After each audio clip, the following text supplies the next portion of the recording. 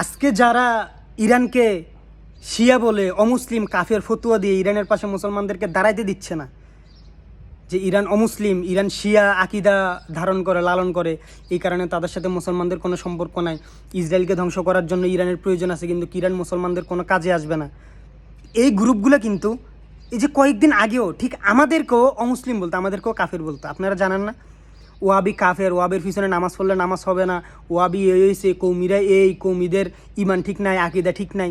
এগুলোর কারণে আমি একজন কৌমি ভক্ত। আমার সবার আগে আমি পরিচয়, আমি মুসলমান, কিন্তু আকিদাগত যেগুলো আছে মানুষের ধরে, আমি সেই দিক থেকে আমি একজন কৌমি ভক্ত।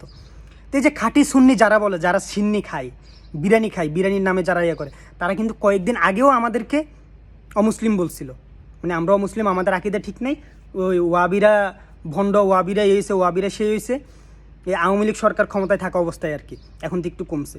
তো যে মানুষগুলো কয়েকদিন আগে আমাদেরকেও অমুসলিম বলছে, ওই মানুষগুলো এখন ইরানের বিরুদ্ধে যে কথা বলতেছে, ইরান অমুসলিম, ইরান শিয়া, ওদের ফাঁদে পা দিব কেন?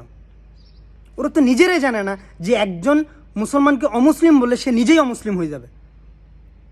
একজন মানুষ কোন কারণে একজন মুমিন ইয়া হইতে পারে, অমুসলিম হইতে পারে, ইমান হারা হইতে পারে, এসব ধারণাই তাদের মধ্যে নাই। তারা পান থেকে চুন কষলেই একজনকে অমুসলিম ফতুয়া দিয়ে দেয়। এগুলোর কারণে তো এগুলো বলে বলে তোমার মধ্যে বিভক্ত তৈরি করতেছে।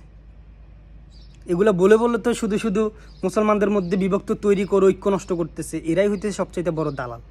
আমি মনে করি যে মানুষগুলা আমাদেরকে অমুসলিম বলতে পারে, আমাদের আকিদা ঠিক নাই, ওয়াবি করার কারণে, কৌমি থাকার কারণে, শুধুমাত্র যারা খাঁটি সুন্নি, সিন্নি খায়, উরুস করে, মাজার ভক্ত, তারাই খাঁটি মুসলিম, তারাই শুধু প্রকৃত মুসলিম, আমরা না। তো এই পার্থক্যগুলা ভাই ভাবতে গেলে অনেক কিছু। আপনি সিম্পল মাথায়, ছোটো মাথায় ভাবেন, তাহলে বুঝতে পারবেন কারা রাইট কারা রং।